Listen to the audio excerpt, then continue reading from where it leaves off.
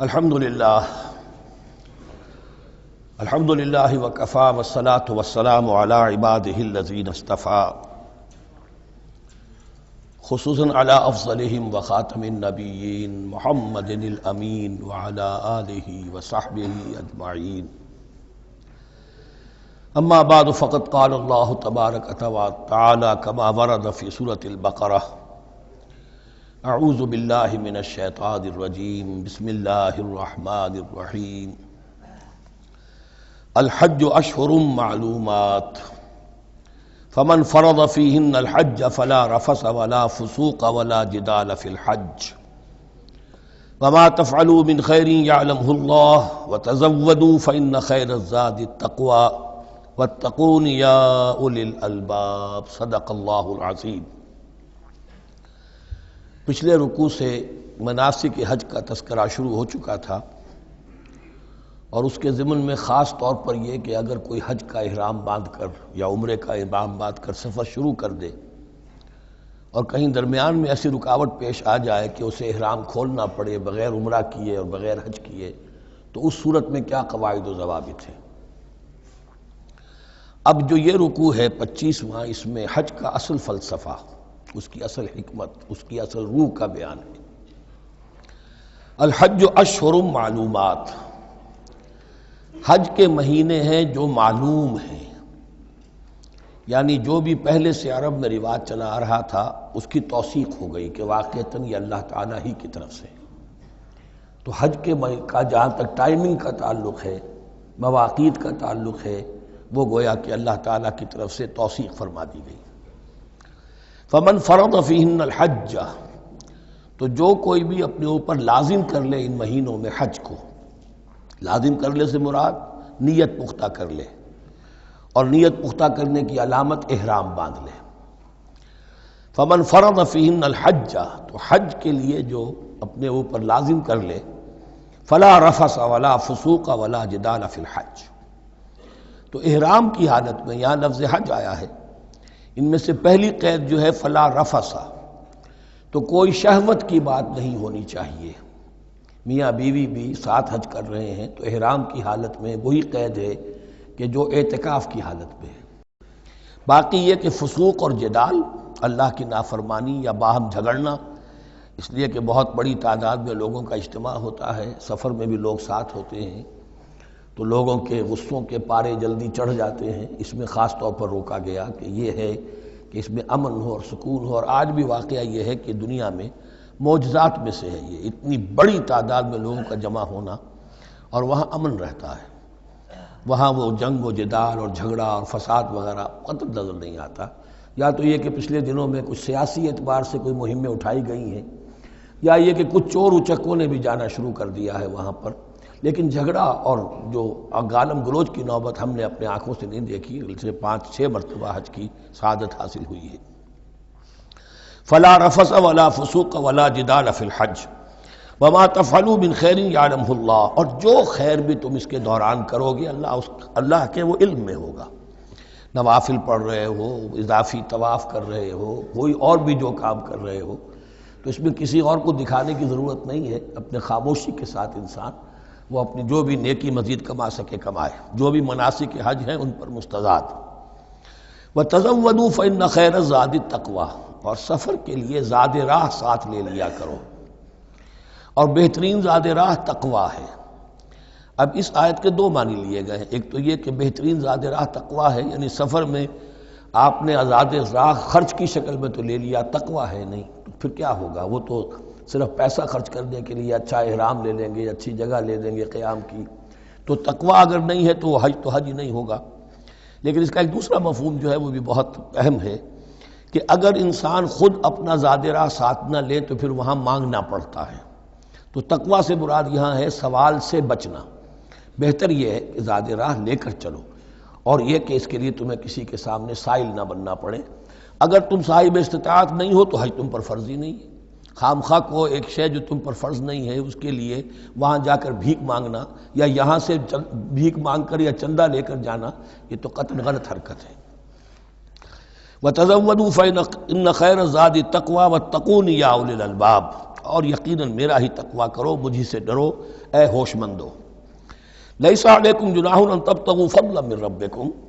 اس میں تم پر کوئی حرج نہیں ہے، کوئی گناہ نہیں ہے کہ تم حج کے سفر کے دوران اپنے رب کا فضل بھی تلاش کرو۔ آدمی ہندوستان سے پاکستان سے جا رہا ہے، اسے اچھی اجناس لے جائے تجارت کے لیے، جو وہاں پر بیچ کر کچھ نفع حاصل کر لے، تو یہ تقویٰ کے منافی نہیں ہے۔ اگر وہاں پر کوئی کاروبار کر سکو کرو۔ فَإِذَا أَفَضْتُم مِّنْ عَرَفَاتٍ، تو پھر جب تم عرفات سے واپس لوٹو، اس لیے کہ اصل حج جو ہے وہ عرفہ ہے، الحج العرفہ۔ حج کے بقیہ تمام مناسک رہ جائیں، صرف عرفہ میں شمولیت ہو جائے، قیام عرفہ میں تو حج ہو گیا، باقی جو چیزیں رہ گئی ہیں اس کا جو بھی اس کا کفارہ ہے، اس کا جو دم دینا ہے وہ دے دیا جائے۔ لیکن عرفہ سے اگر آدمی رہ گیا عرفات کے قیام سے تو پھر حج نہیں ہوا۔ اب یہاں سے جب لوٹتے ہو تو فاذکروا اللہ عند المشعر الحرام، یہ ٹائم ٹیبل نوٹ کر لیجئے کہ اصل میں 8 کی شام کو مکے سے نکلتے ہیں 8 ذی الحج کو، اور رات منی میں گزارتے ہیں۔ پھر 9 کا دن ہے اصل یوم عرفہ، 9 ذی الحج، صبح کو نکلتے ہیں، قافلے چلتے ہیں اور کہیں دوپہر تک، اور دوپہر سے بھی ہو سکتا ہے تاخیر ہو جائے، لیکن کوشش ہوتی ہے کہ ظہر سے پہلے پہنچ جایا جائے، لیکن ظہر اور عصر دونوں ملا کر پڑھ لی جائیں عرفات میں داخل ہونے سے پہلے۔ اسی لیے جو مسجد ہے عرفات کے میدان سے ملحق وہ عرفے کے اندر شامل نہیں ہے، وہ اس کی حدود سے باہر ہے۔ تو اصلی اس کا افضل یہی ہے کہ ظہر اور عصر ملا کر وہاں پڑھی جائیں، اور اس کے بعد سے غروب آفتاب تک قیام ہے، وہ عرفات کا قیام ہے، اس میں کوئی نماز نہیں، یعنی جو روایتی جو عبادت ہے اس کے سب دروازے بند۔ اب تو اگر دعا کی آپ کے اندر ایک روح پیدا ہو چکی ہے، اپنے رب سے ہم کلام ہو سکتے ہیں، اور آپ کو حلاوت مناجات حاصل ہو گئی ہے، تو دعا مانگتے رہیے، بس یہی ہے دعا۔ قیام عرفہ جو ہے کھڑے ہو کر بیٹھے ہوئے جس طرح بھی ہو اللہ سے مناجات کرو، یا پھر یہ کہ اگر اس میں کبھی ہو جائے کسی وجہ سے تو آدمی تلاوت کرے، لیکن یہ کہ عام نماز نہیں۔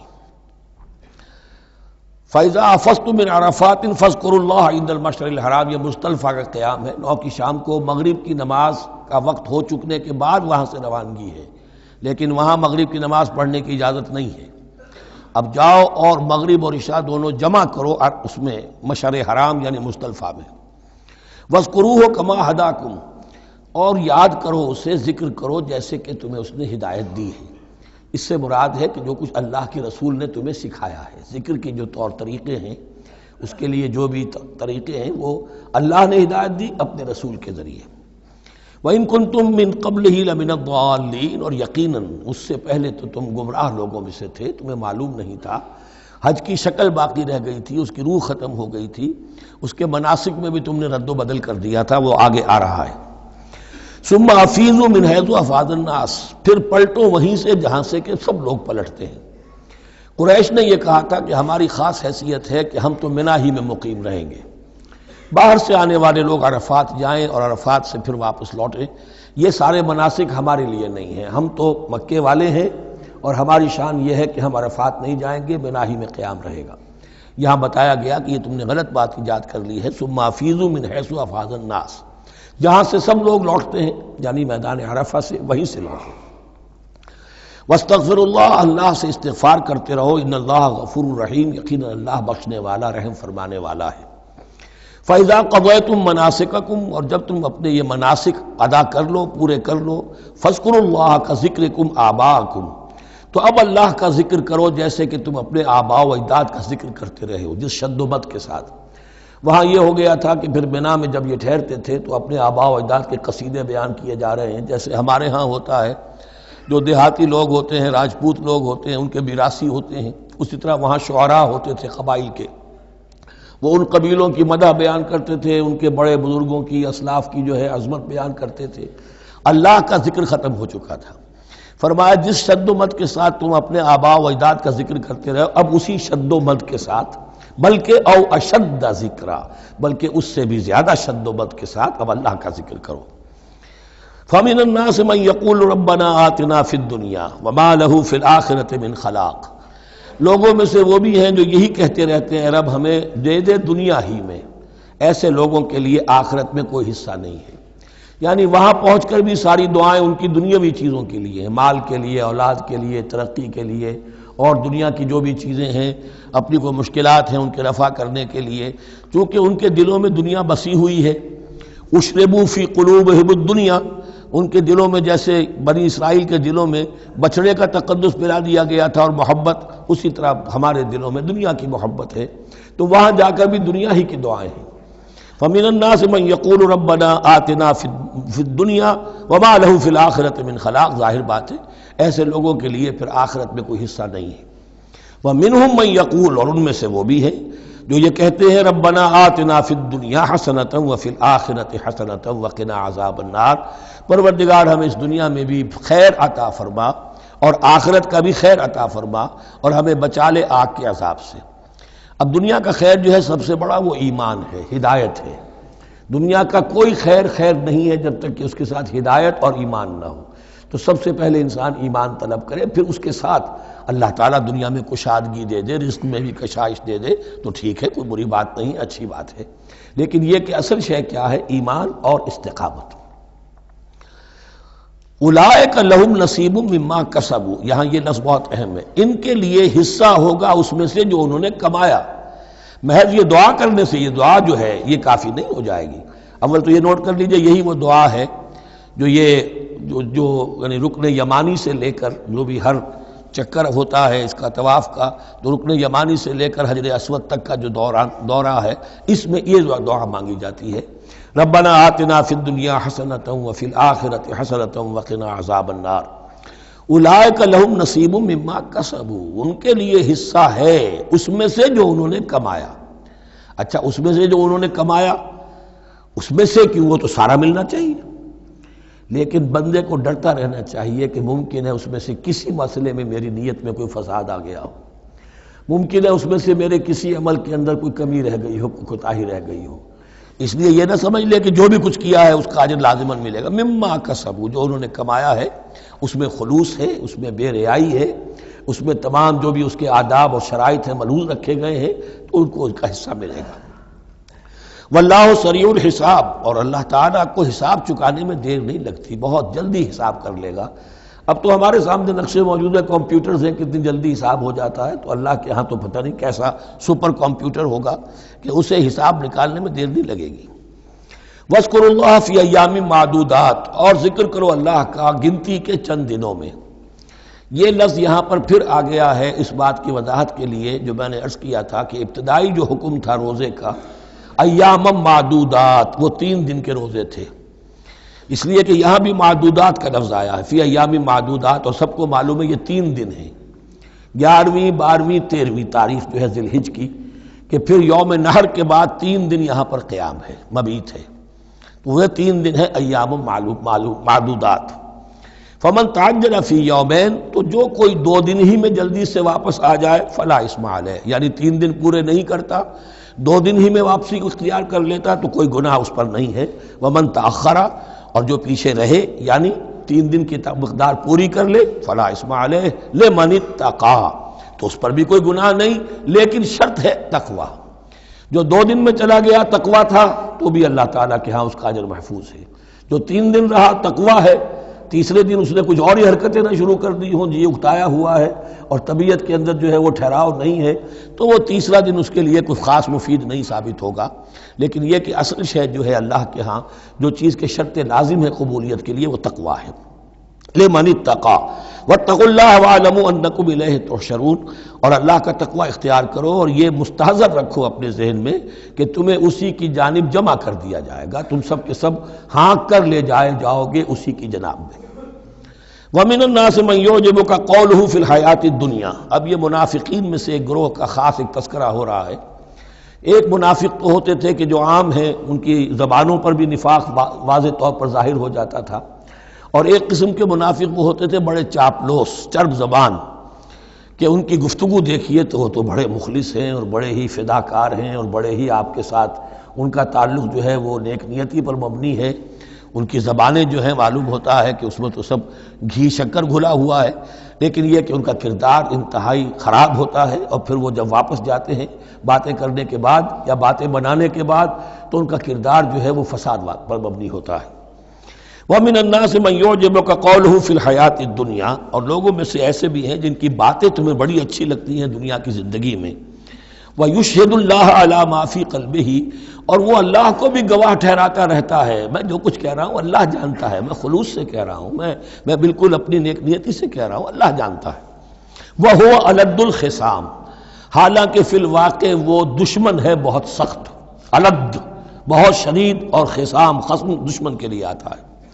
وَإِذَا تَوَلَّى، جب وہ پیٹھ موڑتے جاتا ہے، سعى فِي الْأَرْضِ، اب وہ زمین میں جو بھاگ دوڑ کرتا ہے، لِيُفْسِدَ فِيهَا، اس میں فساد مچائے، وَيُهْلِكَ الْحَرْثَ وَالنَّسْلَ، اور ہلاک کرے، کہیں کسی کی کھیتی جلا دی، کہیں کسی کا کوئی جانور جو ہے وہ ختم کر دیا، مار دیا۔ وَاللَّهُ لَا يُحِبُّ الْفَسَادَ، اللہ تعالیٰ کو فساد بالکل پسند نہیں ہے۔ وَإِذَا قِيلَ لَهُ اتَّقِ اللَّهَ، جب ایسے شخص سے کہا جاتا ہے کہ تو اللہ کا خوف کرو، اللہ سے ڈرو، تم باتیں ایسی کرتے ہو، عمل تمہارا یہ ہو رہا ہے، سوچو تو صحیح۔ اخذته العزت بالاسم، تو اس کو اپنی عزت نفس، جھوٹی عزت نفس گناہ پر اور جما دیتی ہے۔ ایک شخص وہ ہوتا ہے جس سے خطا ہو گئی، غلطی ہو گئی، اس نے اپنی خطا تسلیم کر لی تو اصلاح کر لے گا۔ ایک وہ ہے کہ جو کیسے مان لوں میری غلطی ہے، اس کی جھوٹی انا جو ہے اور جو اس کی جھوٹی عزت نفس ہے وہ اسے اور گناہ کے اوپر چپکا دیتی ہے۔ اخذته العزت بالاسم، اس کو اور اس پر جامد کر دیتی ہے۔ فحسبه جہنم، تو اس کے لیے تو اب کافی ہے جہنم ہی، وَلَبِئْسَ الْمِہَادُ، اور یقیناً وہ بہت برا ٹھکانہ ہے۔ روایات میں آتا ہے کہ ایک شخص خاص تھا، اخنس ابن شریق،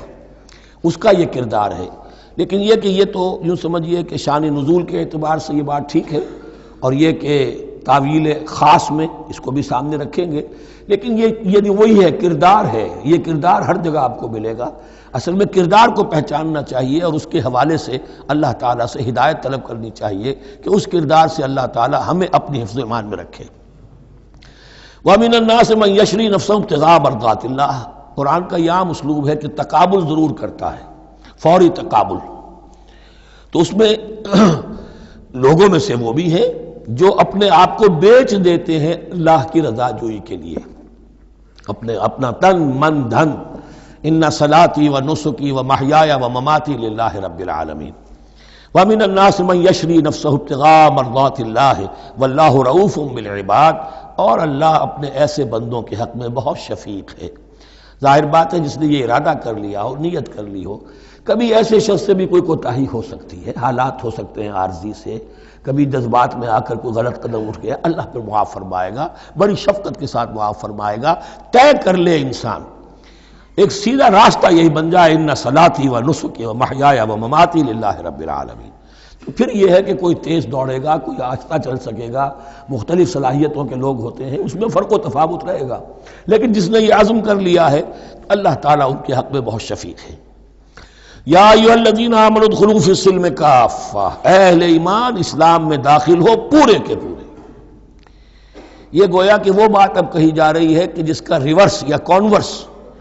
ہم بنی اسرائیل کے ساتھ جو خطاب تھا اس میں پڑھ چکے ہیں۔ افتؤمنون ببعض الکتاب وتکفرون ببعض، کیا تم ہماری کتاب، ہمارے دین، ہماری شریعت کے ایک حصے کو مانتے ہو اور ایک کو رد کر دیتے ہو؟ فما جزاء من يفعل ذلك منكم الا خزي في الحياة الدنيا ويوم القيامة يردون الى اشد العذاب، تو جو کوئی بھی تم میں سے یہ روش اختیار کرے گا اس کی کوئی سزا اس کے سوا نہیں ہے کہ دنیا میں ذلت اور خواری ان پر مسلط کر دی جائے اور قیامت کے دن شدید ترین عذاب میں جھونک دیے۔ اس کو مثبت پیرائے میں مسلمانوں سے کہا جا رہا ہے یا ایھا الذین آمنوا ادخلوا فی السلم کافہ، ریزرویشنز کے ساتھ نہیں، ایکسیپشنز کے ساتھ نہیں۔ اللہ کی بندگی تو کرنی ہے، اس معاملے میں نہیں، اللہ کے حکم تو ماننا ہے لیکن یہ حکم نہیں میں مان سکتا، یہ ایک کی بھی نفی جو ہے وہ گویا کہ کل کی نفی ہو جائے گی۔ ادخلوا فی السلم کافہ، ٹیک اٹ اور لیو اٹ، یہ پیکج ڈیل ہے، اس میں جزوی بات نہیں ہو سکتی۔ ولا تتبعوا خطوات الشیطان، اور دیکھو شیطان کے قدموں کی پیروی نہ کرو، اس کے نشانات راہ جو ہیں، اس کے نشانات قدم جو ہیں ان کی پیروی نہ کرو۔ انہ لکم عدو مبین، وہ تو یقیناً تمہارا بڑا کھلا دشمن ہے۔ فإن زللتم من بعد ما جاءتکم البینات، پھر اگر تم پھسل گئے اس کے بعد بھی کہ تمہارے پاس یہ واضح تعلیمات آ چکی ہیں، فَاعْلَمُوا أَنَّ اللَّهَ عَزِيزٌ حَكِيمٌ، تو جان لو کہ اللہ تعالیٰ پھر زبردست ہے، اس میں دھمکی کا پہلو آ گیا کہ پھر اللہ کی جو ہے پکڑ سخت ہوگی. حکیم بھی ہے، اس کی پکڑ میں بھی حکمت ہے. اگر یہ پکڑ نہ ہو تو ظاہر بات ہے کہ پورا نظام جو ہے دین کا وہ پھر بالکل ایک بے منطقی. اگر اللہ کی طرف سے کسی گناہ پر پکڑ ہی نہیں ہے تو پھر یہ آزمائش کیا ہوئی؟ پھر جزا و سزا کا کیا سوال؟ پھر جنت اور دوزخ کا کیا معاملہ؟ هل ينظرون الا ان ياتيهم الله في ظلل من الغمام والملائكة وقضي الامر. ایک جو نفس انسان کو پٹی پڑھاتا ہے وہ تو یہ ہے کہ دین کا یہ حصہ تو آرام سے کرتے رہو، جو میٹھا وہ ہپ اور جو کڑوا ہے وہ تھو. دوسری پٹی یہ پڑھاتا ہے کہ ابھی ذرا یہ ٹھیک ہے، یہ اللہ کا حکم ہے، یہ بھی حکم ہے، دین کا یہ بھی تقاضا ہے، ابھی ذرا ذمہ داریاں ہیں، ابھی ذرا بچوں کے معاملات ہیں، بچے برسر کار ہو جائیں، بچیوں کے ہاتھ پیلے ہو جائیں، میں ذرا ریٹائرمنٹ بھی لے لوں تو پھر یہ مکان بنا لوں، پھر میں اپنے آپ کو دین کے لیے پھر خالص کر لوں گا، دین کے لیے پھر میں وہی کام کروں گا. یہ سب سے بڑا دھوکہ ہے، وہ وقت کبھی نہیں آتا. اسی لیے فرمائے کس شے کا انتظار کر رہے ہیں؟ هل ينظرون الا ياتيهم الله في ظلل من الغمام، کہ اللہ تعالیٰ آ جائے بادلوں کے سائبانوں میں، والملائکۃ اور فرشتے آ جائیں، وقضی الامر اور پھر فیصلے چکا دیا جائے گا. کیا معلوم کب وہ گھڑی آ جائے. یہ مہلت عمر تو اچانک ختم ہو سکتی ہے. پوری دنیا کی قیامت بھی جب آئے گی اچانک آئے گی، اور ہر شخص کی ذاتی قیامت تو اس کے سر کے اوپر تلوار کی طرح لٹکی ہوئی ہے کہ من مات فقط قامت قیامتہ، جو مر گیا اس کی قیامت تو آ گئی. کیا تمہارے پاس گارنٹی ہے یہ سارے کام کرو گے تب تک زندہ رہو گے اور پھر بھی تمہارے جسم میں کوئی توانائی کوئی رمق باقی رہ جائے گی کہ دین کا کوئی کام کر سکو؟ تو جان لو تم کس چیز کا انتظار کر رہے ہو سکتا ہے اچانک اللہ کی طرف سے مہلت ختم ہو جائے. سٹاپ رائٹنگ، 3 گھنٹے ہو گئے، بس اب جو لکھ لیا، اب آگے تمہارے پاس مہلت نہیں ہے. وَإِلَى اللَّهِ تُرْجَعُ الْأُمُورُ، اور یقیناً تمام معاملات اللہ ہی کی طرف لوٹا دیے جائیں گے. سل بنی اسرائیل کم آتیناہم من آیۃ بینہ، اے مسلمانوں پوچھ لو بنی اسرائیل سے ہم نے انہیں کتنی روشن نشانیاں دی. یعنی دیکھو تم بھی کہیں انہی کے راستے پر نہ چلنا، جیسا کہ حضور نے فرمایا تھا لَتَتَّبِعُنَّ سُنَنَ مَن قَبْلِكُمْ، تم لازماً پیروی کرو گے اور چلو گے انہی کے نقوش پا پر. سل بنی اسرائیل کم آتیناہم من آیۃ بینہ ومن یبدل نعمت اللہ من بعد ما جاءتہ فإن اللہ شدید العقاب. لیکن جو شخص اللہ کی اس نعمت جو اس کے پاس آ گئی ہے اس میں تبدیلی کرتا ہے، اس میں تحریف کرتا ہے، یا اس میں تحریف کرتا ہے یا اپنے آپ کو بدل لیتا ہے، من بعد ما جاءت ہو، اس کے بعد کہ وہ نعمت اس کے پاس آ گئی، فإن اللہ شدید العقاب، تو یہ جان لو اللہ پھر سزا دینے میں بھی سخت ہے. اس کی مثال وہی رکھیے کہ 2 مرتبہ فرمایا یا بنی اسرائیل اذکروا نعمتی التی انعمت علیکم وانی فضلتکم علی العالمین، لیکن انہی سے کہا گیا ضربت علیہم الذلۃ والمسکنۃ وباؤوا بغضب من اللہ. اور یہ مضمون بھی دوبارہ پھر آ جائے گا سورہ آل عمران میں. زین للذین کفروا الحیاۃ الدنیا، ان کافروں کے لیے دنیا کی زندگی جو ہے بڑی مزین کر دی گئی ہے، ان کے نگاہوں میں کھب گئی ہے. یہاں کی چمک دمک ہے، شان و شوکت ہے، لمبی لمبی کاریں ہوں، چمکیلی نئے ماڈل کی، بڑی اونچی اونچی بلڈنگیں ہوں، حویلیاں ہوں، اعلیٰ کوٹھیاں ہوں. اب یہ ساری چیزیں کس کو اچھی نہیں لگتی، لیکن یہ کہ کفار کے دلوں میں ان کی محبت اتنی پل جاتی ہے کہ پھر کوئی اچھی بات ان کے کوئی زندگی میں نہیں رہتی، نہ کوئی اچھی بات اثر کرتی ہے. اہل ایمان کو بھی اگر ایمان کے ساتھ یہ نعمتیں ملیں، قل من حرم زینۃ اللہ التی اخرج لعبادہ والطیبات من الرزق، کو اچھا کھانا، اچھا پینا، اچھا پہننا کوئی حرام نہیں ہے، کو اللہ نے کس کو لوگوں کے لیے ممنوع نہیں کیا، لیکن دین کے تقاضے ادا کر کے، اللہ کا حق ادا کر کے اور حلال سے کما کر، تب کوئی حرج نہیں. زین للذین کفروا الحیاۃ الدنیا، کافروں کے لیے دنیا کی زندگی کو مزین کر دیا گیا ہے. وہ حدیث بھی ذہن میں لے آئیے کہ ان الدنیا سجن المومن و جنت الکافر، یہ دنیا جو ہے مومن کے لیے ایک قید خانہ اور جنت اور کافر کے لیے باغ ہے. وَيَسْخَرُونَ مِنَ الَّذِينَ آمَنُوا، اور وہ مذاق اڑاتے ہیں اہل ایمان کا. دیکھو ان فینیٹکس کو، ان پاگلوں کو، ان بیوقوفوں کو. وَيَسْخَرُونَ مِنَ الَّذِينَ آمَنُوا وَالَّذِينَ اتَّقَوْا وَالَّذِينَ اتَّقَوْا فَوْقَهُمْ يَوْمَ الْقِيَامَةِ، اور جن لوگوں نے تقویٰ کی روش اختیار کی تھی قیامت کے دن اب وہ ان کے اوپر ہوں گے. اور بلکہ ہمیں سورہ مطففین میں تو آگے چل کر پتہ چلے گا پھر اہل ایمان ان کا مذاق اڑائیں گے. واللہ یرزق من یشاء بغیر حساب، اور اللہ تعالیٰ رزق عطا فرمائے گا جس کو چاہے گا بغیر حساب۔ یہ جنت کی طرف اشارہ ہے۔ اب یہ جو آیت آ رہی ہے پھر ایک طویل آیت ہے، جسے میں نے عرض کیا تھا بڑے بڑے حسین اور خوشنما حکمت کے اور علم کے اور معرفت کے پھول جو ہیں وہ اس بنتی میں بن دیے گئے ہیں۔ دو لڑیاں یعنی شریعت، عبادات اور معاملات، دو لڑیاں انفاق اور جہاد، قتال، جہاد بالمال، جہاد بالنفس، اور ان میں یہ پھول آ جاتے ہیں عظیم۔ اس کو میں نے عنوان دیا ہے آیت الاختلاف، آیت الآیات، آیت البر، اور یہ آیت الاختلاف۔ اختلاف کیوں ہوتا رہا ہے؟ اور یہ بہت اہم ہے، اس لیے کہ جو وحدت ادیان کا فلسفہ دنیا میں کچھ لوگوں کی طرف سے پیش ہوتا ہے، اس کا ایک حصہ صحیح ہے اور ایک حصہ غلط ہے۔ صحیح کون سا ہے، غلط کون سا ہے، وہ اس حدیث، اس آیت سے معلوم ہوگا۔ کان الناس امۃ واحدۃ، اس میں کوئی شک نہیں۔ پہلے تو انسان سب کے سب ایک امت تھے، حضرت آدم کی نسل، حضرت آدم نبی ہیں تو امت تو ایک ہی تھی، جب تک کہ ان کے اندر گمراہی پیدا نہیں ہوئی، اختلافات نہیں ہوئی، شیطان نے کچھ لوگوں کو نہیں ورغلایا، اس وقت تک تو کان الناس امۃ واحدہ، تمام انسان ایک ہی امت تھے۔ اب یہاں پہ سمجھ لیجئے کہ یہاں اس کے بعد ایک حرف محذوف ہے، ثم اختلفوا، پھر ان میں اختلافات ہوئے، فساد پیدا ہوا، کچھ لوگوں نے گمراہی کی روش اختیار کر لی۔ ایک بیٹا اگر حابیل تھا تو دوسرا قابیل بھی تھا۔ فبعث اللہ النبیین مبشرین ومنذرین، تو اب اللہ نے نبیوں کو بھیجنا شروع کیا جو بشارت دیتے تھے نیکوکاروں کو اور جو خبردار کرتے تھے غلط کاروں کو۔ وانزل معهم الکتاب بالحق لیحکم بین الناس فیما اختلفوا فیہ، اور اللہ نے ان کے ساتھ کتاب نازل فرمائی اپنی، تاکہ وہ حق کے ساتھ نازل فرمائی، تاکہ وہ فیصلہ کر دے لوگوں کے مابین ان امور میں جن میں انہوں نے اختلاف کیا تھا۔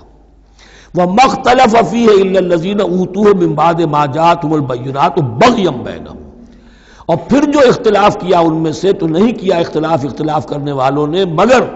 جن کو کہ وہ کتاب دی جا چکی تھی، ہدایت دی جا چکی تھی، من بعد ما جاءتهم البینات، اور اس کا سبب کیا تھا؟ بغیم بینہم، یہ لفظ میں نے پہلے بھی نوٹ کروایا تھا، بغیم بینہم، دی ارج ٹو ڈومینیٹ، زدم زدہ، سارا فساد دنیا میں جو ہوتا ہے دی ارج ٹو ڈومینیٹ، آدمی جو ہے میں اس کی بات کیوں مانوں، یہ کیوں نہ میری مانے، یہ ہے کہ جس میں جو بھی سربراہی اور بالادستی حاصل کرنے کی جو ایک انسان کے اندر ایک ہے امنگ ہے، یہ امنگ رکھی گئی ہے انسان میں، جہاں انسان کے اندر اچھے میلانات رکھے گئے، برے بھی رکھے گئے، نفس بھی تو انسان ہی میں ہے، اس لیے کہ انہی کی درمیان حق و باطل کی کشمکش چلتی ہے انسان کے باطن میں، حق و باطل کی ایک کشاکش انسان کے باطن میں چلتی ہے، ایک خارج میں چلتی ہے۔ تو فرمایا پھر ہم نے اپنے رسول بھیجنے شروع کیے، فبعث اللہ النبیین مبشرین ومنذرین وانزل معهم الکتاب بالحق لیحکم بین الناس فیما اختلفوا فیہ وما اختلف فیہ الا الذین اوتوہ من بعد ما جاءتهم البینات بغیا بینہم فہدی اللہ الذین آمنوا لما اختلفوا فیہ من الحق باذنہ۔ تو اب اس کے بعد اللہ تعالی نے ہدایت دی ان لوگوں کو جو ایمان لائے ان چیزوں کے بارے میں جس میں کہ وہ اختلاف کر چکے تھے حق سے، اپنے حکم سے اللہ نے ان کو ایمان کی طرف ہدایت فرما دی۔ واللہ یہدی من یشاء الی صراط مستقیم، اور اللہ ہدایت دیتا ہے جس کو چاہتا ہے سیدھے راہ کی طرف۔ لیکن اس کا دوسرا ترجمہ یہ بھی ہوگا اللہ ہدایت دیتا ہے اس کو جو چاہتا ہے، من یشاء، من یشاء میں اللہ کی مشیت بھی ہے اور جو ہدایت کا طالب ہوتا ہے، واللہ یہدی من یشاء، جو چاہتا ہے اس ہدایت کا طالب ہوگا، یہ اللہ کے ذمے ہے، اللہ نے اسے اپنے اوپر ایک ذمہ داری سمجھا ہے کہ اس کو یقیناً ہدایت دے گا۔ والذین جاہدوا فینا لنہدینہم سبلنا، جو ہمارے راستے میں کوششیں کریں گے، حق کی طرف بڑھنا چاہیں گے، ہم لازماً ان کو راستہ دکھائیں گے، اپنے راستوں کی طرف ان کی رہنمائی کریں گے، یہ اللہ نے اپنے ذمے لیا۔ ام حسبتم، اب بڑی سخت آیت آ رہی ہے، یہ بھی بڑی لرزا دینے والی آیت ہے۔ اب دیکھیے صحابہ کرام میں سے ایک بڑی تعداد تھی کہ جو مکے کی سختیاں جھیل کر آئے تھے، مہاجرین، ان کے لیے تو اب جو بھی مراحل آئندہ آنے والے تھے وہ کوئی ایسے ثقیل نہیں تھے، ایسے مشکل نہیں تھے۔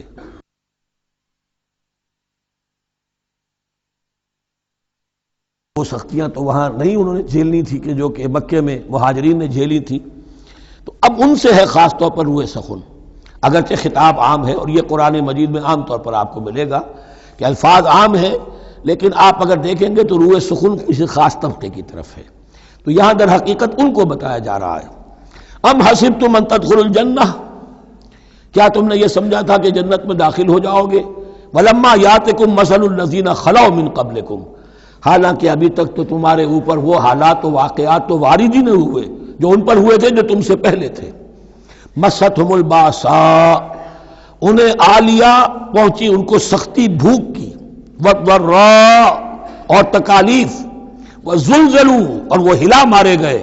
حتی یقول الرسول والذین آمنوا معہ متی نصر اللہ، یہاں تک کہ پکار اٹھا وقت کا رسول اور جو ان کے ساتھ اہل ایمان تھے، کب آئے گی اللہ کی مدد؟ الا ان نصر اللہ قریب، اب انہیں یہ خوشخبری دی گئی کہ آگاہ ہو جاؤ، اللہ کی مدد قریب ہے۔ یعنی اللہ آزماتا ہے، یہ وہی بات ہے جو اس سے پہلے آ چکی ہے 19ویں رکوع میں بالکل شروع میں، وَلَنَبْلُوَنَّكُمْ بِشَيْءٍ مِّنَ الْخَوْفِ وَالْجُوعِ وَنَقْصٍ مِّنَ الْأَمْوَالِ وَالْأَنفُسِ وَالثَّمَرَاتِ، ہم لازماً آزمائیں گے۔ یہ کوئی پھولوں بھرا راستہ نہیں ہے، پھولوں کی سیج نہیں ہے، حق کا راستہ ہے، یہ کانٹوں بھرا بستر ہے، کانٹوں بھرا راستہ ہے، اس کے لیے ذہناً تیار ہو جاؤ۔ در رہے منزل لیلا کہ خطر ہاست بسے، شرط اول قدمی نفس کے مجنوں باشی، دیکھ سمجھ کر آؤ۔ ام حسبتم ان تدخلوا الجنۃ ولما یاتکم مثل الذین خلوا من قبلکم مستهم الباساء والضراء وزلزلوا حتى يقول الرسول والذین آمنوا معه متی نصر اللہ الا ان نصر اللہ قریب۔ یہ آیت پھر مسلمانوں کو، صحابہ کرام کو سورہ صف میں یہ خوشخبری سنائی گئی جبکہ غزوہ احزاب واقع ہو چکا تھا اور شدید ترین امتحان سے محمد الرسول اللہ اور ان کے صحابہ گزر چکے تھے کامیابی کے ساتھ، تب انہیں خوشخبری دی گئی ہے۔ سورہ صف اس وقت نازل ہوئی ہے، وَأُخْرَىٰ تُحِبُّونَهَا نَصْرٌ مِّنَ اللَّهِ وَفَتْحٌ قَرِیب، اب تمہارے لیے وہ خوشخبری ہے، اے نبی بشر المومنین، اپنے اہل ایمان ساتھیوں کو بشارت دے دیجئے کہ اب وہ وقت آ گیا ہے کہ اللہ کی نصرت کے دروازے کھلتے چلے جائیں گے۔ یسألونک ماذا ینفقون، یہ آپ سے پوچھ رہے ہیں کہ وہ کیا خرچ کریں، جو انفاق کے لیے کہا جا رہا ہے کیا خرچ کریں۔ تو انسان جو بھی بھلائی کے لیے خرچ نکالے اس میں سب سے پہلا حق کن کا ہے؟ قل ما انفقتم من خیر، کہہ دیجیے جو بھی تم خرچ کرو خیر میں سے، دولت میں سے، مال اسباب میں سے، فللوالدین، سب سے پہلا جو حق ہے وہ والدین کا ہے، والاقربین اور رشتہ داروں کا ہے، والیتامى اور یتیموں کا ہے، والمساکین اور محتاجوں کا ہے، وابن السبیل اور مسافر کا ہے، وما تفعلوا من خیر فإن اللہ بہ علیم، اور جو بھی خیر تم کماؤ گے، جو کام بھی اچھا کرو گے، جان لو وہ اللہ کے علم میں ہے۔ یہ ضرورت نہیں ہے کہ دنیا واقف ہو اس سے، تمہیں اگر اجر اللہ سے لینا ہے تو اللہ تو رات کے اندھیرے میں بھی دیکھ رہا ہے، اور تمہارے داہنے ہاتھ نے جو کچھ دیا ہے بائیں کو پتہ نہیں چلا تو اللہ کو تو پھر بھی پتہ چل گیا۔ اب یہ سخت آیت اور آ گئی، کتب علیکم القتال، اب میں نے کہا تھا نا کہ یہ لڑیاں جو ہیں چونکہ بٹی ہوئی ہیں تو ایک لال اور ایک پیلی اور ایک ہری اور ایک نیلی، تو یہ نظر آتی ہے ایک طرف سے کہ کٹے ہوئے ہیں رنگ، ان کو کھول دیں گے تو ہر لڑی مکمل ہو جائے گی، ایک گویا کہ تسلسل ہے۔ کتب علیکم القتال وہو کرہ لکم، مسلمانوں اب تم پر جنگ فرض کر دی گئی ہے اور وہ تمہیں گراں گزر رہی ہے۔ یہ مضمون اصل میں اس سے پہلے سورہ محمد نازل ہو چکی ہے اور اس میں قتال کی فرضیت آ چکی ہے، اس کا نام سورۃ القتال بھی ہے، لہذا اب اس کے حوالے سے کچھ لوگ جو ہیں وہ پریشان ہو رہے تھے، اور میں نے آپ سے عرض کیا تھا منافقین بھی یہی کہتے تھے کہ بھائی صلح جوئی سے کام لو، بس دعوت و تبلیغ کے ذریعے سے لوگوں کو ٹھیک راستے پر لاؤ، یہ جنگ ونگ جو ہے، لڑائی بھڑائی، اس میں تو بہت خرابی ہے، یہ کوئی اچھا کام تو نہیں ہے۔ اب یہاں یہ ہے کہ فرض کیا جا رہا ہے اللہ کی راہ میں جنگ کرنا، تو اس حوالے سے کہا جا رہا ہے، تو اس میں جہاں منافقین کہتے تھے،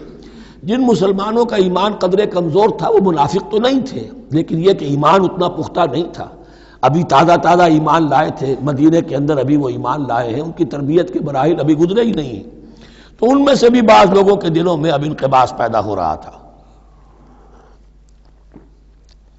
کتب علیکم القتال وہو کرہ لکم، تم پر اب دیکھیے کتبہ کا لفظ آ گیا ہے، کتب علیکم الصیام، کتب علیکم القصاص فی القتلى، کتب علیکم اذا حضر احدکم الموت ان ترک خیرا الوصیہ، وصیت کا حکم آیا کتبہ، روزے کا حکم آیا کتبہ، اسی طریقے سے فرضیت قتال ہے۔ کتب علیکم القتال وہو کرہ لکم، وہ تمہیں بری لگ رہی ہے، وَعَسَىٰ أَن تَكْرَهُوا شَيْئًا، اور ہو سکتا ہے کہ تم کسی شے کو ناپسند کرو، وَهُوَ خَيْرٌ لَكُمْ، ذرا حالانکہ اسی میں تمہارے لیے خیر ہو۔ وَعَسَىٰ أَن تُحِبُّوا شَيْئًا وَهُوَ شَرٌّ لَكُمْ،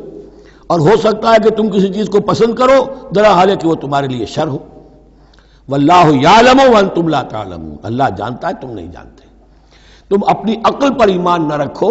تم اللہ کی وحی پر ایمان رکھو، تم اللہ کے رسول پر ایمان رکھو۔ جس وقت کے لیے جو حکم موضوع تھا اس وقت وہ حکم تھا، کفو ایدیکم، 14 برس تک تمہیں قتال سے منع کیا گیا، اب فرض ہو رہا ہے قتال، اب تمہارے لیے لازم، وقت کا جو ہے امر الحال کو پہچانو۔ اللہ تعالی واللہ یعلم وانتم لا تعلمون، یسألونک عن الشہر الحرام قتال فیہ، اب جب جنگ کا حکم شروع ہو گیا تو اب وہ پوچھتے تھے کہ یہ جو مہینے حرمت والے ہیں، حج کا ہے، عمرے کا ہے، تو اس میں جنگ کرنا کیسا ہے؟ اس لیے کہ سیرت میں یہ واقعہ آتا ہے، وقت نہیں ہے تفصیل سے میں بیان کر سکوں، کہ نخلا کی وادی میں ایک مقابلہ ایسا پیش آ گیا تھا کہ وہ رجب کا مہینے کا بھی دن تھا، اور اس میں ہی کوئی قتال ہو گیا، مسلمانوں کے ہاتھوں ہوا یا مسلمانوں کے اوپر ایسی سچویشن ہو گئی کہ انہیں مجبوراً وہ کام کرنا پڑا۔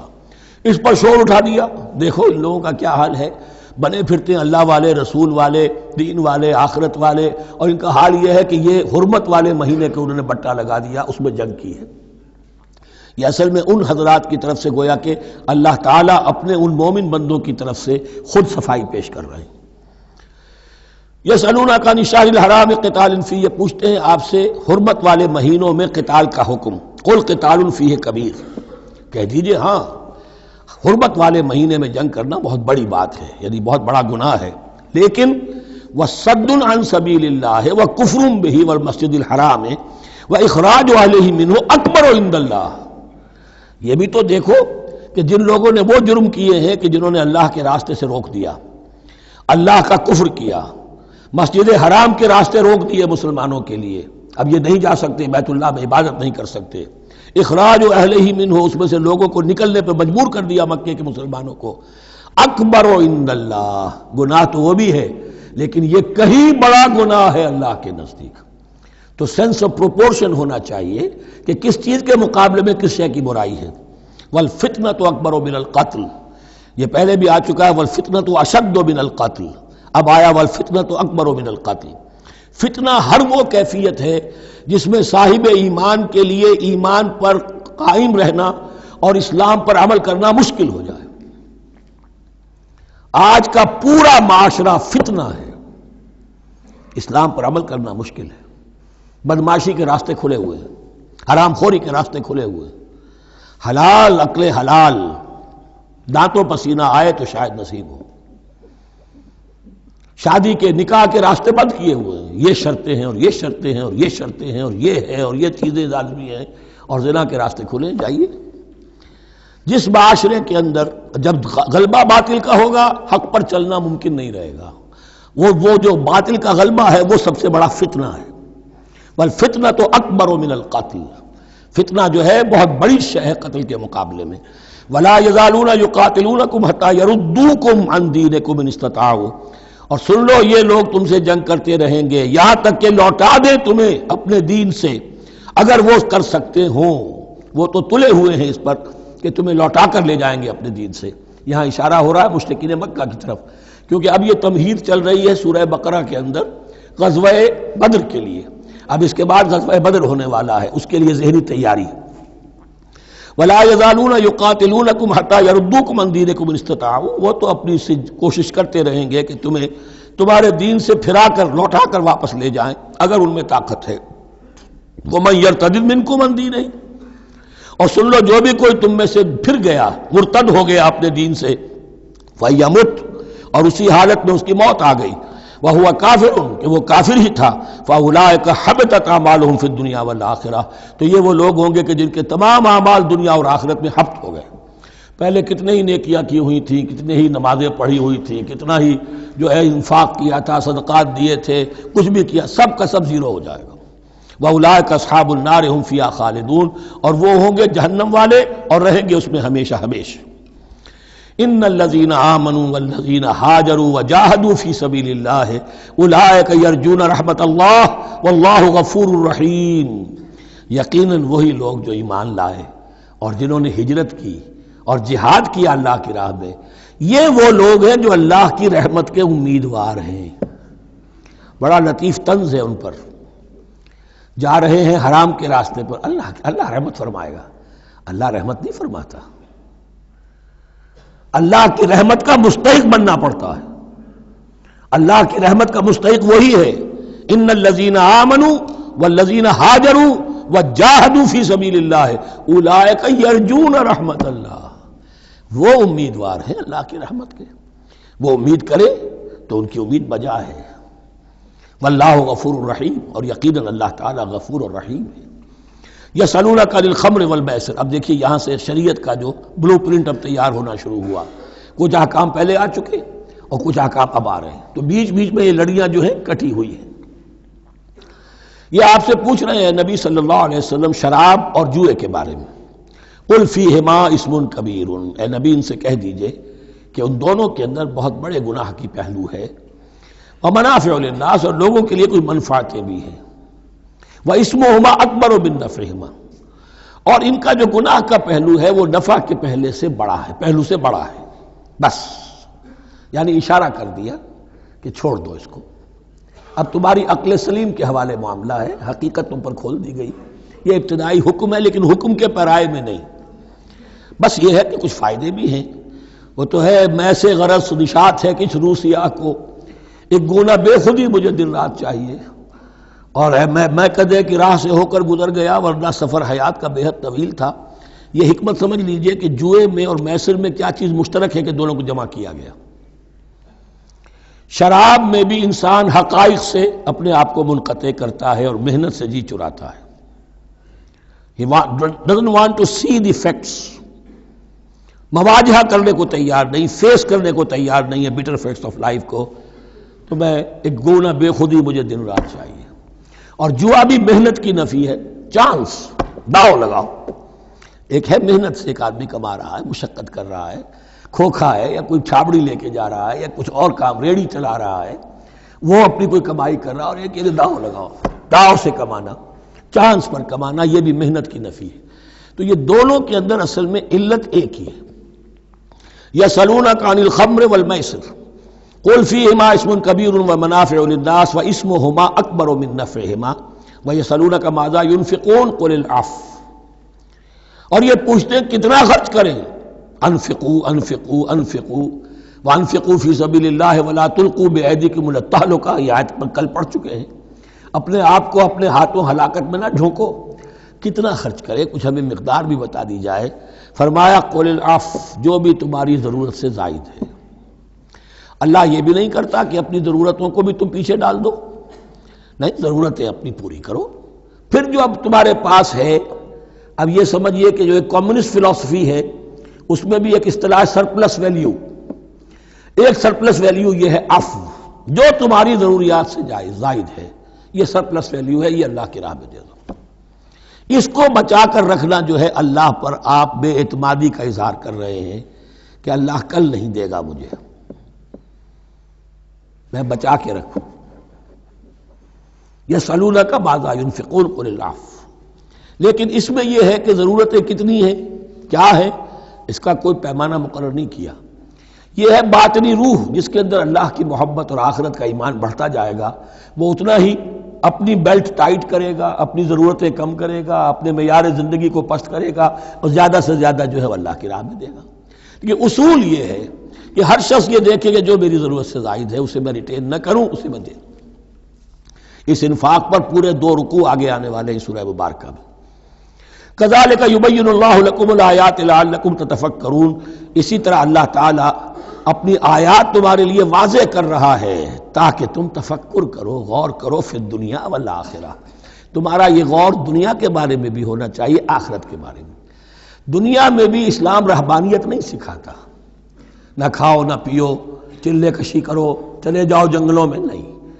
اسلام متمدن زندگی کی تعلیم دیتا ہے، گھر گھرستی ہے، شادی کرو، بیوی بچوں والے رہو، ان کے بھی حقوق کو ادا کرو، ان کا بھی پیٹ تمہیں پالنا ہے، تو تفکر فی الدنیا والآخرہ، آخرہ کے لیے۔ لیکن یہ کہ اس میں ریشو پروپورشن رہنی چاہیے، دنیا کی کتنی قدر و قیمت ہے، آخرت کی کتنی قدر و قیمت ہے، اس کو جان لو۔ اسی کے حساب سے ایلوکیشن اگر نہیں ہے تو پھر یہ کہ سینس آف پروپورشن اگر غلط ہو گیا تو ظاہر بات ہے کہ پھر ہر چیز تل پٹ ہو جائے گی۔ ایک دوا کے نسخے میں کوئی چیز زائد تھی، کوئی کم تھی، آپ نے جو کم تھی اسے زیادہ کر دیا، جو زائد تھی کم کر دیا، تو اب ہو سکتا ہے کہ یہ نسخہ شفا نہ رہے، نسخہ ہلاکت بن جائے۔ وَيَسْأَلُونَكَ عَنِ الْيَتَامَىٰ، اور یہ آپ سے پوچھ رہے ہیں یتیموں کے بارے میں۔ قُلْ إِصْلَاحٌ لَهُمْ خَيْرٌ، اے نبی ان سے کہہ دیجئے ان کے لیے ان کی مصلحت کو پیش نظر رکھنا یہ ہے کہ جو بہتر ہے، نیکی ہے، بھلائی ہے۔ اصل میں سورہ بنی اسرائیل کی آیت جو ہے وہ لوگوں کے سامنے تھی، وَلَا تَقْرَبُوا مَالَ الْيَتِيمَ إِلَّا بِالَّتِي هِيَ أَحْسَنُ، مال یتیم کے قریب تک نہ پھٹکو، یعنی گڑبڑ کر لو گے اپنے اموال میں، اس میں سے یہ کہ ہو سکتا ہے کہ تمہارا ان کا کوئی مال تمہارے پیٹ میں چلا جائے، ہانڈی مشترک ہے، اب اس میں ظاہر بات ہے یتیم نے بھی کھانا ہے، تم نے بھی کھانا ہے، اچھی اچھی بوٹیاں تم نے کھا لی ہیں اور یتیم کے لیے جو ہے خرچہ تو پورا ڈال دیا، لیکن یہ کہ اس کے لیے بیچارے کے لیے چھچڑے چھوڑ دیے۔ تو یہ چیز روکنے کے لیے کہا گیا تھا مکی صورتوں میں وَلَا تَقْرَبُوا مَالَ الْيَتِيمِ إِلَّا بِالَّتِي أَحْسَنُ۔ اب صحابہ کے لیے تو یہ چیزیں ایسی تھیں کہ اشارہ ذرا سا ہو گیا اور انہوں نے اس پر عمل کیا، انہوں نے ہڈیاں علیحدہ کر دی تاکہ ان کا خرچہ بالکل علیحدہ رہے۔ اب اس میں تکلیف ہو رہی تھی، ایک گھر کے اندر ہی ایک یتیم ہے، اس کا خرچہ اس کے مال میں سے نکالا جا رہا ہے۔ فرمایا کہ یہ مقصد نہیں تھا، مقصد یہ تھا کہ تم ان کے مال ہڑپ نہ کر جاؤ۔ قُلْ إِصْلَاحٌ لَهُمْ خَيْرٌ، قُلْ إِصْلَاحٌ لَهُمْ خَيْرٌ، ان کے لیے اصلاح کرنا بھلائی کا ہے۔ وَإِن تُخَالِطُوهُمْ فَإِخْوَانُكُمْ، اگر تم اپنے ساتھ ان کو ملائے رکھو تو وہ تمہارے بھائی ہیں۔ وَاللَّهُ يَعْلَمُ الْمُفْسِدَ مِنَ الْمُصْلِحِ، اللہ جانتا ہے مفسد کو بھی مصلح کو بھی، وہ جانتا ہے کہ یہ آدمی گڑبڑ کر رہا ہے، یہ ہڈیاں علیحدہ کر کے بھی گڑبڑ کر سکتا ہے، اور یہ وہ شخص ہے کہ جو ہڈیاں مشترک کر کے بھی حق پر رہ سکتا ہے۔ وَلَوْ شَاءَ اللَّهُ لَعَنَتَكُمْ، اگر اللہ چاہتا تو تمہیں سختی میں ڈالے ہی رکھتا، تم پر مشقت جو ہے یہ کیے رکھتا۔ ان اللہ عزیز الحکیم، یقیناً اللہ زبردست ہے، حکمت والا ہے۔ ایک طرف وہ سختی بھی کرتا ہے، زبردست ہے، لیکن وہ اس کے ہر حکم کے اندر حکمت بھی ہے، اور جہاں حکمت نرمی کی متقاضی ہوتی ہے وہاں وہ رعایت بھی دیتا ہے۔ وَلَا تَنكِحُوا الْمُشْرِكَاتِ حَتَّىٰ يُؤْمِنَّ، اور مشرک عورتوں سے نکاح نہ کرو جب تک کہ وہ ایمان نہ لے آئیں۔ وَلَأَمَةٌ مُؤْمِنَةٌ خَيْرٌ مِّن مُشْرِكَةٍ وَلَوْ أَعْجَبَتْكُمْ، ایک مومنہ خواہ وہ لونڈی ہو وہ بہتر ہے ایک مشرکہ سے خواہ وہ آزاد عورت ہو۔ وَلَوْ أَعْجَبَتْكُمْ، اور مزید یہ کہ وہ تمہیں اچھی بھی لگتی ہو۔ وَلَا تُنكِحُوا الْمُشْرِكِينَ، اور نہ اپنی عورتوں کا نکاح کرو، نکاح میں دو اپنی عورتوں کو، اپنی بیٹیوں کو مشرکوں کے، حتیٰ یؤمنوا، جب تک کہ وہ ایمان نہ لے آئیں۔ وَلَا عَبْدٌ مُؤْمِنٌ خَيْرٌ مِّن مُشْرِكٍ وَلَوْ أَعْجَبَكُمْ، مسلمان اگر غلام ہے تو وہ بھی بہتر سمجھو مشرک سے جو آزاد ہے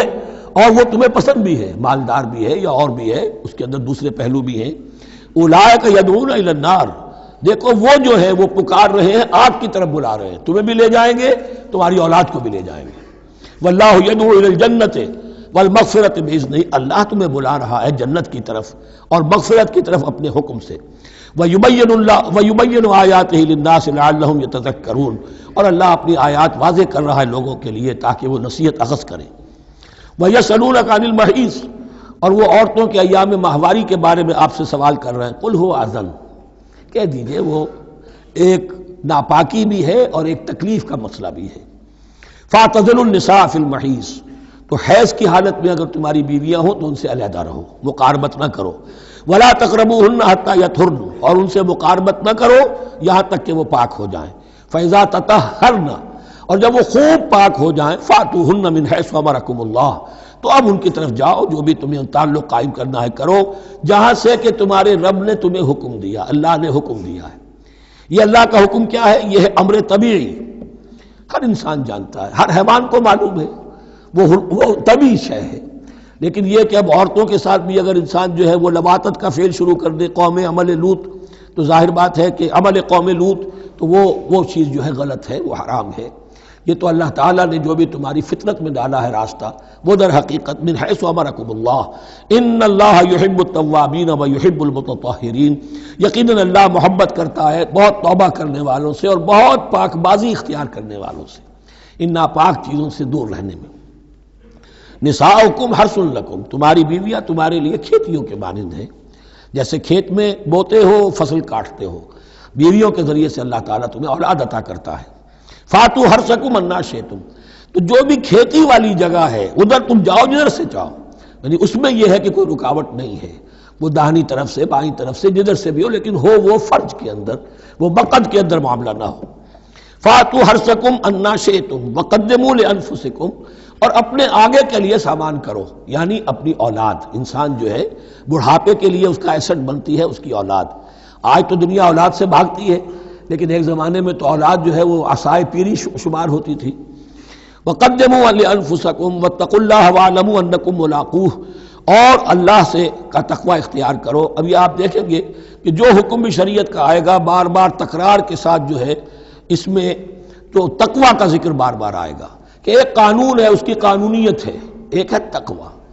قانون کی لاکھ پیروی کی جا رہی ہو تقوی نہ ہو تو وہ قانون جو ہے وہ مذاق بن جائے گا، تماشا بن جائے گا۔ اس کے بعد مثالیں آئیں گی ابھی۔ واتقوا اللہ واعلموا انکم ملاقوہ، اور اللہ کا تقوی اختیار کرو اور جان لو تمہیں اس سے مل کر رہنا ہے، حاضر ہونا ہے اس کے جناب میں۔ وبشر المؤمنین، اور اے نبی اہل ایمان کو بشارت دے دیجئے۔ ولا تجعلوا اللہ عرضۃ لایمانکم، ایک اور حکم آ گیا، اللہ تعالیٰ کا نام جو ہے وہ تختہ مشق نہ بنا لو اپنی قسموں کے لیے۔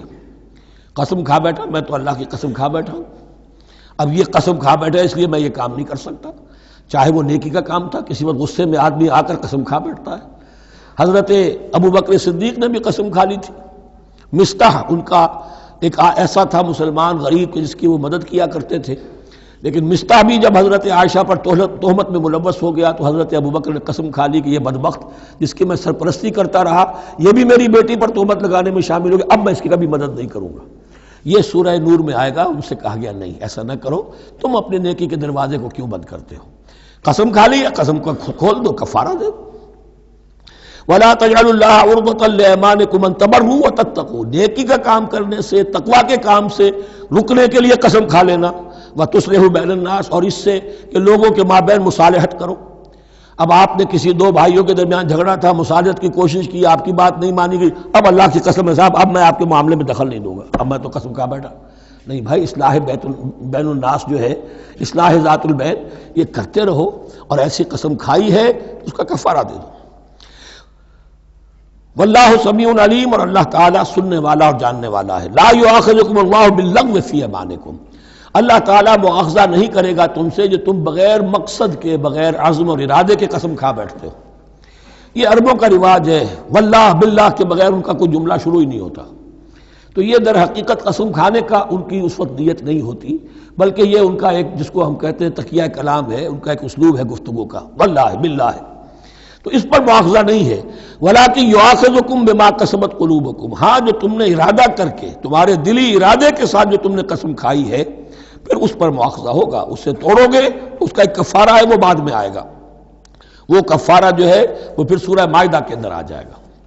میں نے عرض کیا تھا کہ یہ اصل میں سورہ بقرہ میں بلو پرنٹ آ رہا ہے شریعت اسلامی کا، اور اس کے جو اصل چیزیں ہیں وہ پوری تکمیلی احکام وہ پھر آخر میں آئیں گے، کچھ سورہ نساء میں، کچھ سورہ مائدہ میں۔ واللہ غفور حلیم، اللہ غفور ہے، بخشنے والا ہے اور حلیم ہے، فوراً نہیں پکڑتا، فوراً سزا نہیں دیتا، مہلت دیتا ہے کہ اصلاح کر لو۔ للذین یولون من نسائہم تربص اربعۃ اشہر، اب یہ بھی ایک قسم کھا لی جاتی تھی کہ کسی وقت کسی مرد نے، کسی شوہر نے قسم کھا لی اب میں اپنی بیوی کے قریب نہیں جاؤں گا، ناراض ہو گئے، غصہ آ گیا، میں تمہارے سے کوئی تعلق نہیں رکھوں گا، یہ ایلا کہلاتا تھا۔ حضور نے بھی ایلا فرمایا تھا اپنی ازواج مطہرات سے جب انہوں نے کچھ زیادہ نفقے کا مطالبہ کیا تھا کہ اب عام مسلمانوں کے ہاں بھی خوشحالی آ گئی ہے تو اب ہمارے اوپر یہ سختی کیوں ہے، ہمارا بھی جو نفقات ہیں، ہمارا جو خرچ ہے، وظائف ہیں، بڑھائے جائیں۔ اس پر حضور نے پھر ایلا کیا، اس کا ذکر ہے، وہ بعد میں آئے گا۔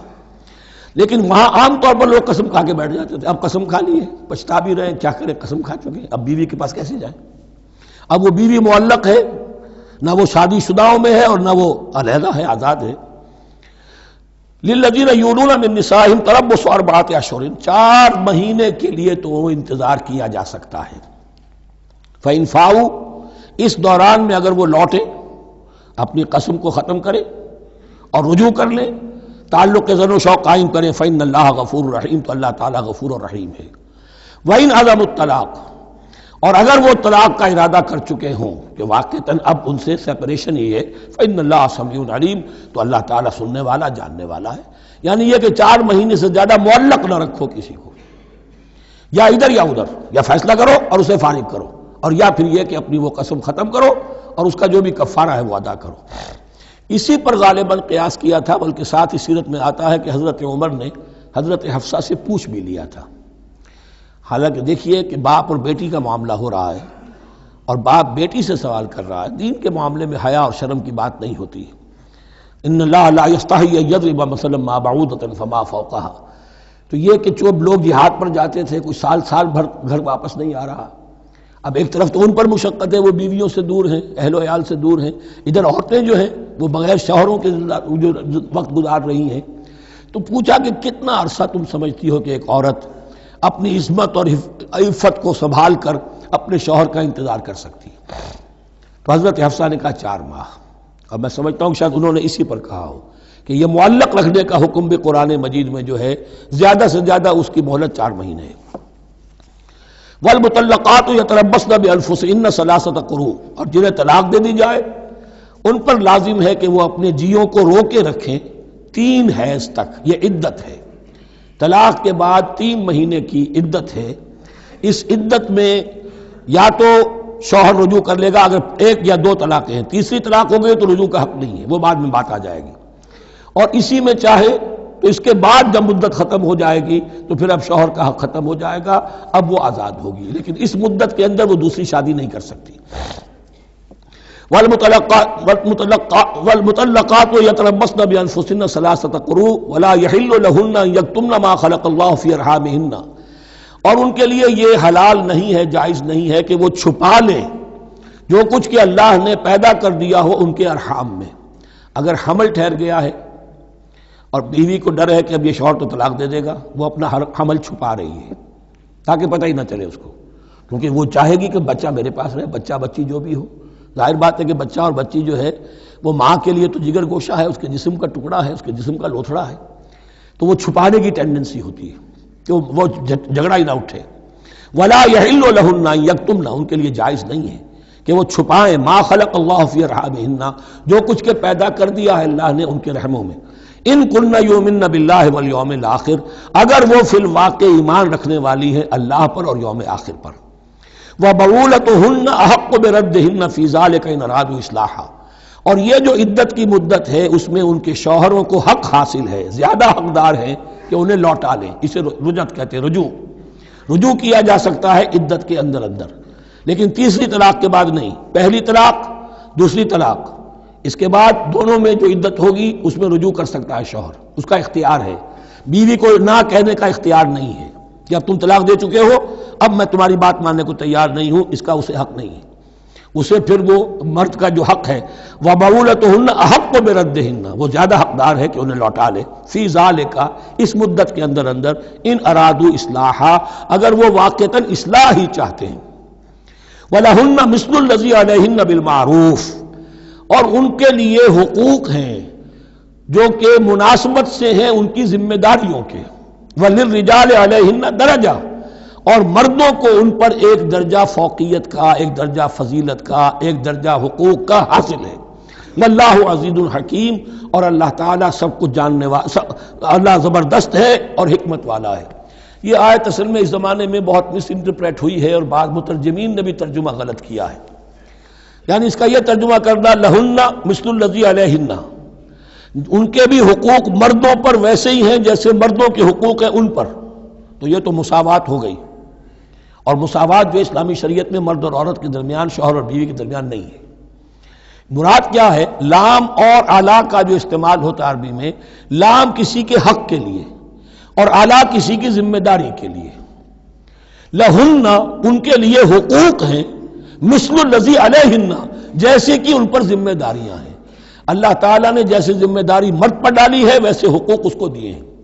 جیسی ذمہ داری عورت پر ڈالی ہے اس کی مناسبت سے کورسپونڈنگلی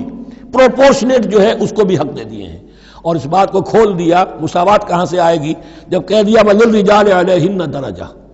اور مردوں کو ان پر ایک درجہ حاصل ہے، فوقیت کا درجہ حاصل ہے۔ واللہ عزیز الحکیم، اب یہ تمہیں پسند ہو تب بھی اور ناپسند ہو تب بھی، اللہ تعالی عزیز ہے، حکیم ہے، وہ سب کچھ جاننے والا ہے، اور وہ زبردست ہے جو چاہے حکم دے، اور حکیم ہے، حکمت والا ہے، اس کا حکم حکمت پر مبنی ہے۔ بارک اللہ لی ولکم فی القرآن العظیم ونفعنی وإیاکم بالآیات والذکر الحکیم۔